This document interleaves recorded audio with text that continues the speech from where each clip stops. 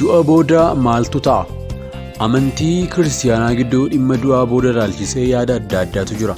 Muraasni namni kamiyyuu hanga gaafa firdii isa xumuraattis hanga namni tokkoon isaa gara mootummaa Waaqayyoo yookaan gara Si'oolitti ergamuutti ni rafaa yaada jedhu qabataniiru. Kaan immoo namoonni yeroo du'an aluma sana isaan irratti faradamee gara bakka iddoo isaanii dhaqu jedhanii yaadu. Kaan immoo amma ammaatti yeroo namoonni du'an lubbuun isaanii yookaan hafuurri isaanii du'a kaafamuu isaa xumuraa fi firdii isa xumuraa fi achumaanis lafa itti deeman isa xumuraa isaanii eeguudhaaf gara mootummaa Waaqayyoo yookaan gaannama bakka yeroodhaaf ta'atti ergamuu jedhu. Kanaaf sirriitti kan macaafni qulqulluun jedhu du'a booda ni ta'a. Jalqaba amantaan Yesus Kiristoosiidhaan ta'ee tokko du'a booddee lubbuun amantootaa yookiin hafuurri gara mootummaa Waaqaatti akka fudhatamu nutti hima. Sababni isaa Kiristoos Yesuusiin akka fayyisaa dhuunfaatti waan simataniif cubbuun jaraa dhiifameeraaf. Yohaannis boqonnaa 3 lakkoofsa 16, Yohaannis boqonnaa 18 lakkoofsa 36. Amantootaaf duutni foon irraa adda ba'anii gooftaa wajjin jiraachuudha. Lamaffaa Qorontos boqonnaa 5-8, Filiphisiyoos boqonnaa 1 lakkoofsa 23. Haa ta'u malee keeyyattoonni akka Qorontos tokkoffaa boqonnaa 50-54 fi tokkoffaa Tasalonqee boqonnaa 4-13-17 kan fakkaatan amantoonni du'aa kaafamuudhaan akka ka'anii fi dhagni ulfina qabeessi akka kennamuuf ni ibsu. Amantootni du'a booda aluma sana Kiristoosii wajjin ta'uudhaaf kan deeman erga ta'ee barbaachisummaan du'aa ka'uu kanaa maalidha? Lubbuun yookiin hafuurri amantootaa du'a booda aluma sana Kiristoosii wajjin ta'uudhaaf yeroo deemuuf foon isaanii boolla keessa akka rafetti waan hafu fakkaata.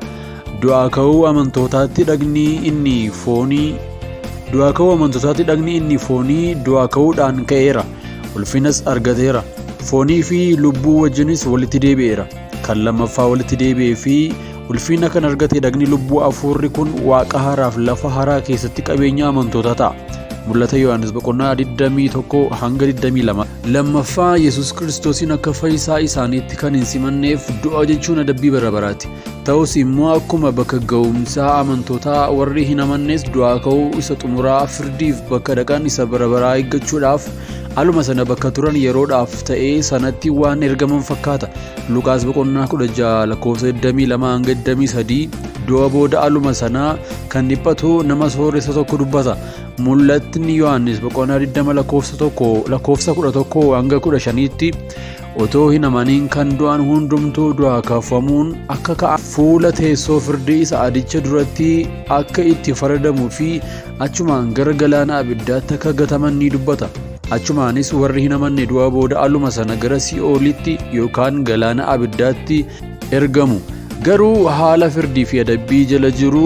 Ta'us warri hin amanne aluma sana gara kuufama abiddaatti ergamuudhaa baatanis otoo hin turin du'a booda carraan jaraa gammachiisaa miti.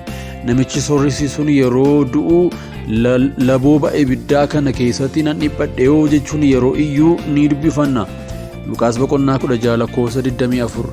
Sababa kanaaf namni tokko erga du'ee booda mootummaa Waaqayyoo yookaan Si'ool yeroodhaaf keessa jiraata.